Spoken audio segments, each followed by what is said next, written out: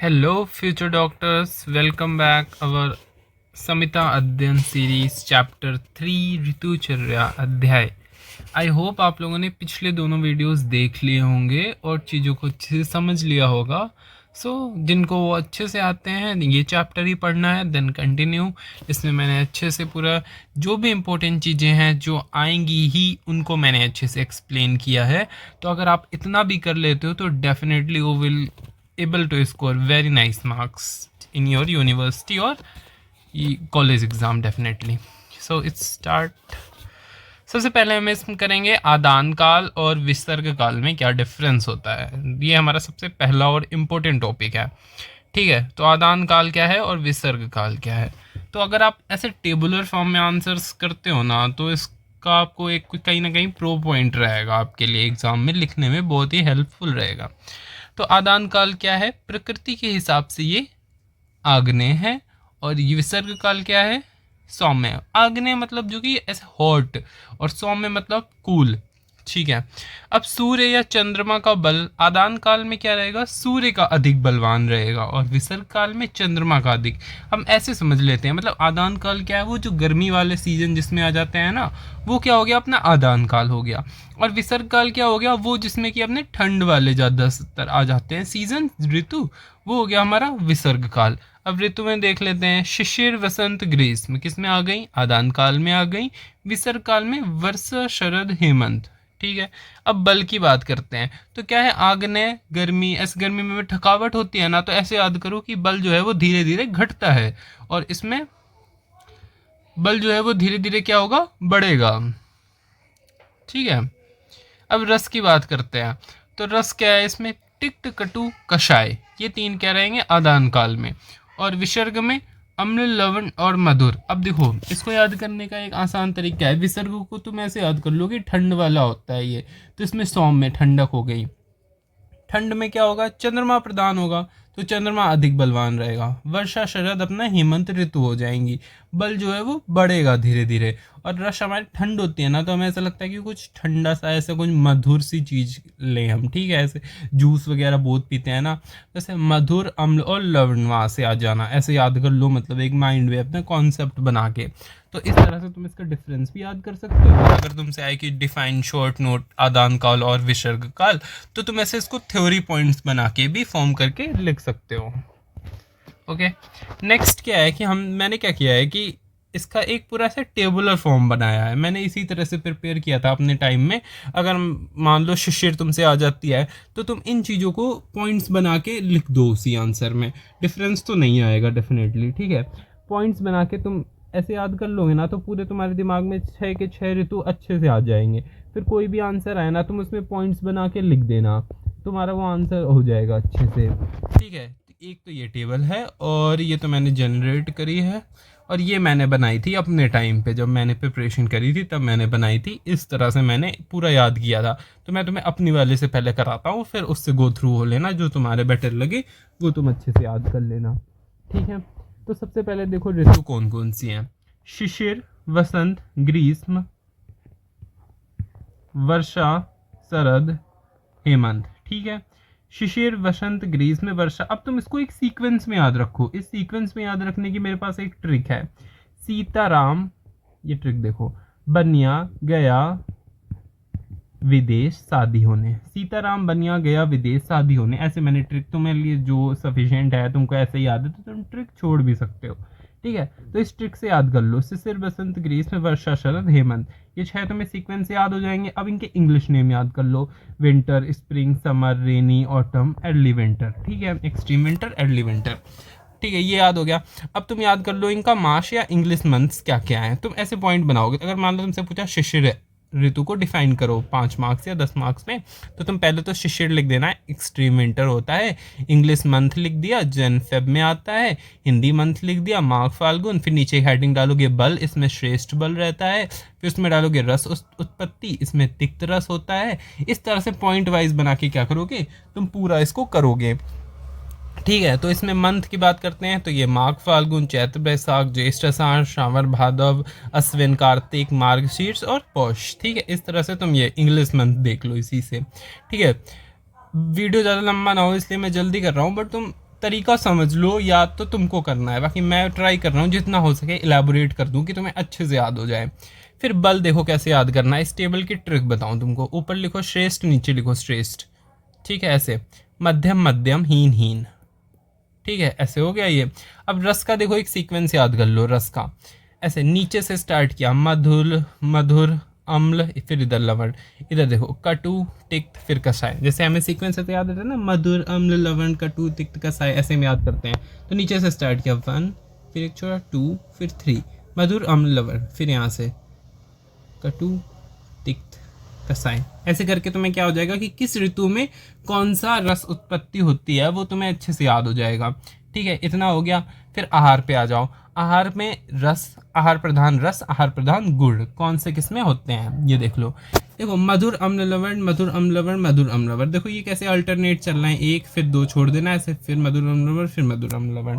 अब मधुर मधुर मधुर मधुर, ये देखो इनमें भी है मधुर, इसमें भी है मधुर, ऐसे याद कर लो। बस तुम्हें क्या याद रखना है, बसंत वाले में अपना कटु तिक्त कषाय आ जाता है। ठीक है, ये अपना एक एक्सेप्शन सा पॉइंट है, ये तुमको याद रखना है। और क्या तुमको याद रखना है, शरद का याद रख लेना, किसमें तिक्त और कषाय रहता है। बस बाकी तो तुम्हें याद ही हो गया अच्छे से। गुड़, गुड़ याद कर लो, कुछ नहीं है गुड़ में भी, जिसमें जिसमें मधुर अम्ल लवण लिखा है उसमें इसमें स्निग्ध उष्ण और गुरु लिख दो। ठीक है, अब बचे किसमें, कटु तिक्त कषाय वाले, और ये इनमें क्या लिख दो, रूक्ष रूक्ष, एक में उष्ण एक में शीत। मतलब ये थोड़ा सा याद कर लेना, इस टेबल को 2-3 बार ऐसे करोगे ना, रिटर्न प्रैक्टिस करोगे, अपने आप याद हो जाएगा तुमको। ठीक है, इस अकॉर्डिंग तुम इतना याद रखो ना, तुम अपने आप 5 नंबर में पॉइंट्स बना लोगे, लिख लोगे, मुझ पर भरोसा रखो। ठीक है, बस इसको अच्छे से याद कर लो। फिर देखो 2-3 पॉइंट मैंने यहाँ भी लिख रखे हैं। ये जो ऊपर के 3 हैं ये आदान काल की हैं, नीचे के 3 हैं ये विसर्ग काल की हैं। आदान काल को उत्तरायण बोलते हैं, विसर्ग काल को दक्षिणायन बोलते हैं। ठीक है, ये भी हो गया। फिर अब यहाँ पे क्या आ जाता है, पथ्य, अपथ्य और विहार। ठीक है, शायद ये तुमको इसमें ना दिखे तो इसको तुम इससे कर लो। ठीक है, ये चीज़ देखो मैंने करवा दी, या ये 3 पॉइंट इसमें से अच्छे से कर लो। ठीक है, शिशिर, बसंत, ग्रीष्म, वर्षा, शरद, हेमंत। देखो इसमें क्या है, शिशिर में वात का संचय, बसंत में कफ का प्रकोप, ग्रीष्म में वात का संचय, वात का प्रकोप, शरद में पित्त का प्रकोप। देखो ये तो या तो ऐसे कर लो, या एक और इसकी टेबल होती है वो मैं तुमको करा दूं, तुम वैसे कर लेना। ओके, लो मैं वो टेबल तुम्हें बना देता हूँ। ओके, सो ये है वो कुछ टेबल, तुम इस तरह से संचय, प्रकोप, प्रशमन किस ऋतु में किसका होता है मैं ट्रिक से तुमको याद करवाता हूँ। ठीक है, इधर लिख लिया अपना वात पित्त कफ, इधर संचय, प्रकोप और प्रशमन। ठीक है, तुम क्या करो, सबसे पहला ग्रीष्म, लास्ट ग्रीष्म लिख दिया, ऐसे लिख दो वर्षा, ऐसे लिख दो शरद। ओके, अब हेमंत और शिशिर तो तुम अल्टरनेट इधर उधर भी कर दो, या इसमें दोनों भी लिख दो चलेगा, क्योंकि इनमें लगभग चीज़ें सेम ही रहती हैं, हेमंत में और शिशिर में। किसी बुक में तुम यहाँ शिशिर पाओगे, किसी में हेमंत, किसी में ऐसे अल्टरनेट सा, तो क्योंकि इनमें सब कुछ सेम ही रहेगा ज़्यादातर, और बीच में तुम्हें वसंत लिख देना है। अब देखो वात में क्या, वात का संचय किस में होगा, ग्रीष्म में होगा। वात का प्रकोप किस में होगा, वर्षा में होगा। वात का समन किस में होगा, शरद में होगा। नहीं समझ आया ना, चलो एक बारी फिर से बना दूँ तुम्हारे लिए सामने ही, ऐसे यहाँ वात पित्त कफ लिख लिया, संचय प्रकोप और यहाँ प्रशमन लिख दिया। और ठीक है, फिर कुछ नहीं करना तुमको, यहाँ पर ग्रीष्म, यहाँ पर ग्रीष्म, वर्षा वर्षा। ठीक है, यहाँ पर शरद लिखा, यहाँ पर भी शरद लिख दिया, यहाँ पर हेमंत और शिशिर अपना अल्टरनेटली कर लिया, बीच में तुमने वसंत लिख दिया। बस इसी अकॉर्डिंग हो गया। अब पित्त का संचय किस में होगा, वर्षा में होगा। पित्त का प्रकोप किस में होगा, शरद में होगा। पित्त का समन किस में होगा, शिशिर में हो गया।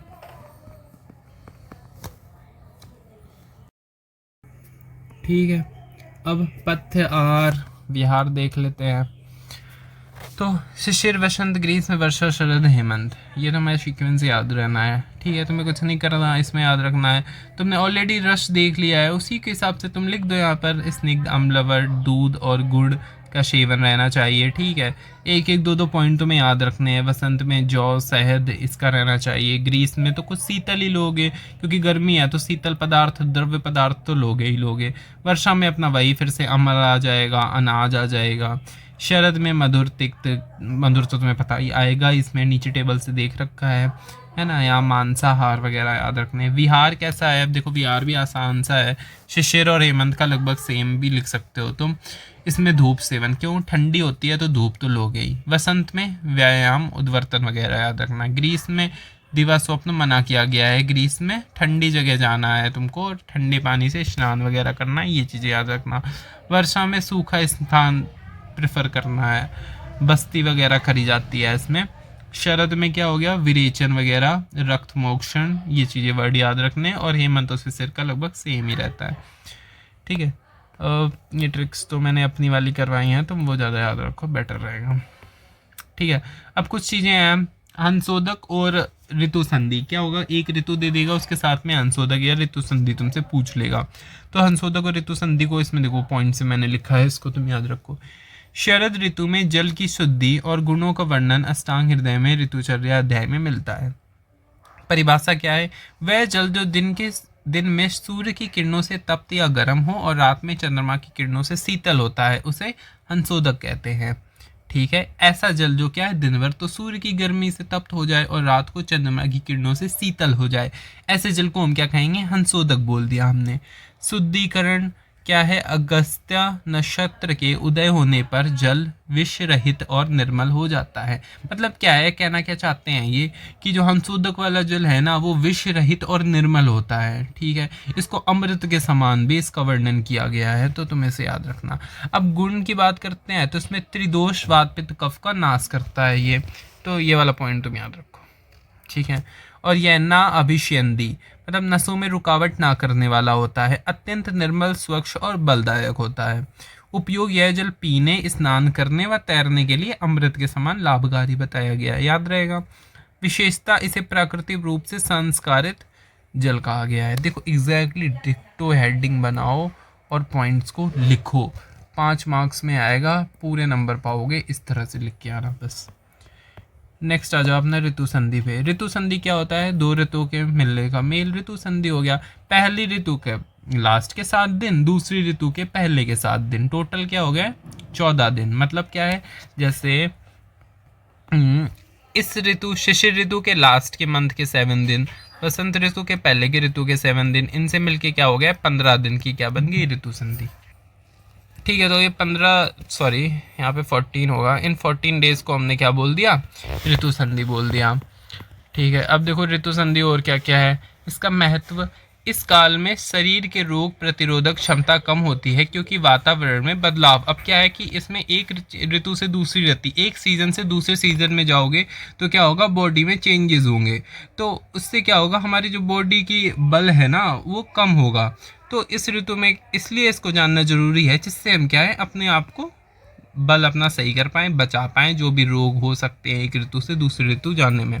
ठीक है, अब विधि देखते हैं, आहार विहार का त्याग या ग्रहण क्या क्या करना चाहिए। ठीक है, विद्यमान ऋतु जो जा रही है कि आहार विहार को धीरे, मतलब जो ऋतु जा रही है उसका तो आहार विहार को धीरे धीरे त्याग करना चाहिए, और आने वाली ऋतुओं के नियमों को धीरे धीरे हमको क्या करना चाहिए, अपनाना चाहिए।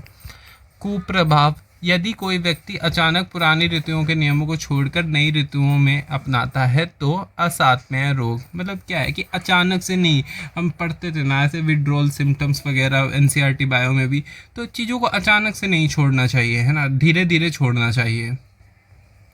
फिर निष्कर्ष क्या है, ऋतु संधि काल में संयम और प्रक्रम परिवर्तन अनिवार्य है ताकि शरीर नए वातावरण में अनुकूल हो सके। ठीक है, तो ये हो गया तुम्हारा ऋतु संधि इस तरह से, और ये टेबल तुमको कर लेनी है इतनी। दो ऋतुओं के मिलने के समय साथ साथ, ठीक है तुमने देख ही लिया है, तो इतना हो गया तुम्हारा, ऋतु हो गए, ऋतु संधि हो गए, हंसोदक हो गया, आदान काल विसर्ग काल का, तो इतना तो डेफिनेटली तुमको करके ही जाना है, एग्जाम में पूरे ही नंबर आएंगे ऑलमोस्ट, कोई टेंशन की ज़रूरत नहीं है। ठीक है, बाय बाय।